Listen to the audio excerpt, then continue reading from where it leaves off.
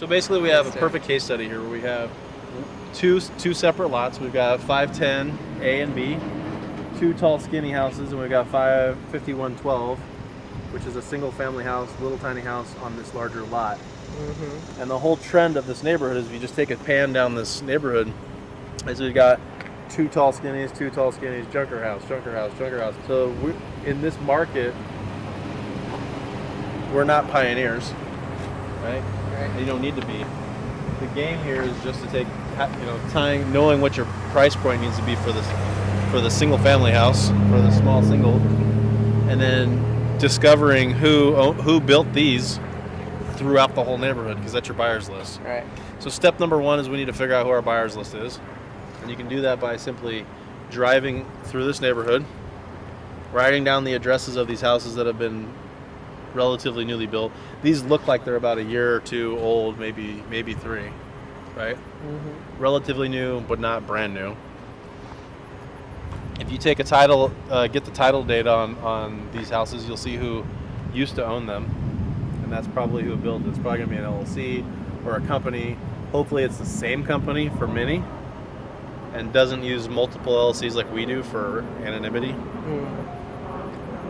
And so you should be, maybe you can even Google the name of the company that built these houses, and you'll find out who those owners are. So the first step is to go through a neighborhood like this, because you're just going to want to be transacting between, you want to get a contract to buy this and sell it to the dude that wants to do this, right? Yeah. That's it. That's the game. So you go through a market like this and you comb it, which is literally up and down every fucking street. And you're going to get the addresses of all the new houses. There's no other way to do this. Like, I wish there was some, software or something that could go through. There may be searching title records or data records. I don't know. But the best way I know how to do this is drive up and down the neighborhoods, because you're going to get to know the neighborhoods. Right. Write down the addresses of the new houses and search those to find out who owns them.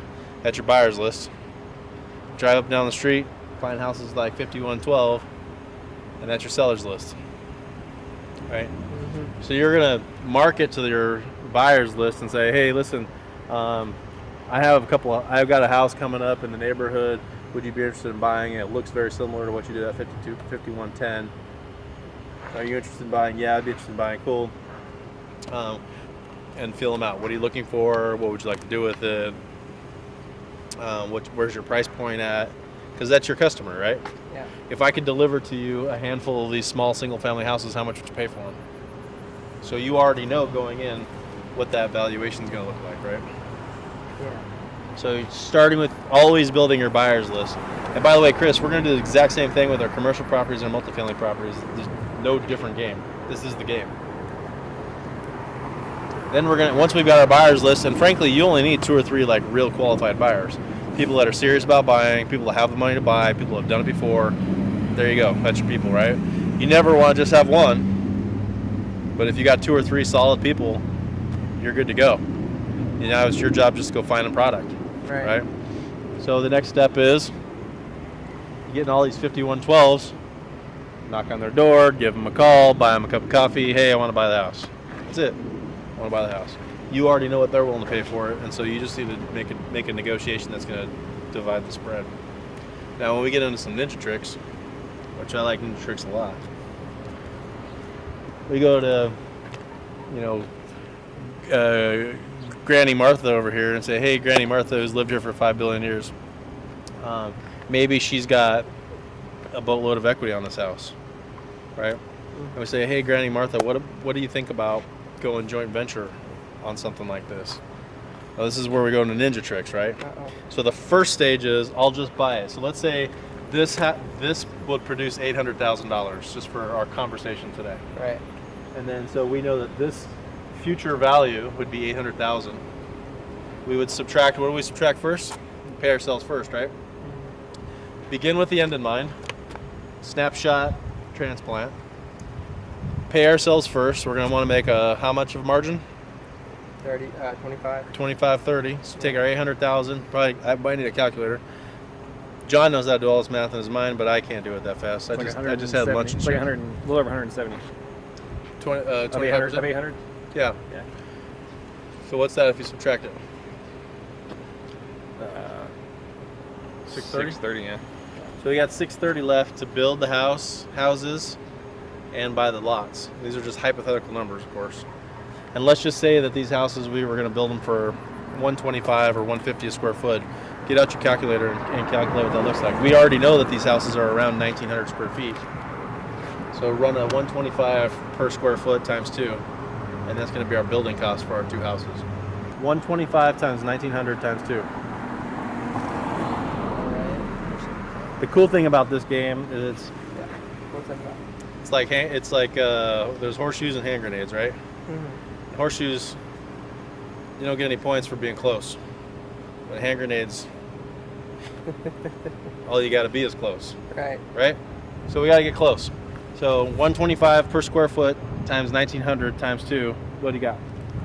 475. 475. So for this conversation, we have an $800,000 future value minus our 25%, leaving us with $630,000. Right? And then the building cost is going to be what? 475, you said? 75. 470. Building costs. Building 155K. Yeah. So there's $155,000 in there for an old junker house. All right. Right? These are hypothetical numbers, but we just ran the entire formula for you. Now the conversation might look like, just because I want 25 or 30% margins on these houses, doesn't mean that people don't build them for much cheaper than that all the time. Right. So the whole key of having that buyer's list first is having that conversation with them is, how much would you buy this land for? Right? I wouldn't pay more than 175 for this piece of shit house that I would tear down and then go through a year and a half worth of work. I mean, $175,000 sounds like a lot of money, but that's a lot of risk, a lot of effort, a lot of hassle, a lot of time. Yeah. For me to make 170 grand. Some people might do all that work for 50 grand for a year and a half worth of work. Right. But not me. So I'm a 25% margin guy on development. Now that doesn't mean you're gonna make a 25% profit if we were that builder. Yeah. Because you're gonna leverage all this shit, right? So if you went into this thing and let's just say you put $200,000 for the house, you're gonna have $450,000 in construction. We're gonna sell it. We got $650 in the deal. We're gonna sell it for $800. That's $150 minus closing costs and sales costs and marketing costs and holding costs and all that junk, right? So there's a little profit margin in there. Yeah. But if you only came in and said, "Hey, bank, I got 100 grand to put down, and I'm gonna do all this work, and when I'm done, I'm gonna make 150." What's the return on investment on that?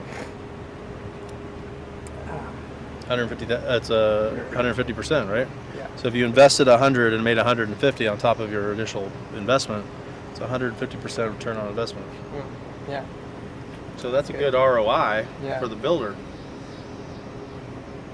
So what I'm saying is, just because you create a 25% margin doesn't mean that's the return on investment. Right. If you put no dollars in and made $150,000, what's the return on investment? And now at this stage of the game, let's say that's the case. Let's say old granny says, "Yeah, I'll pitch in. I'll be a joint venture partner. I'll take 20% of the profits and we'll donate the house." Okay. Right? Not donate where she's going to give it up for free.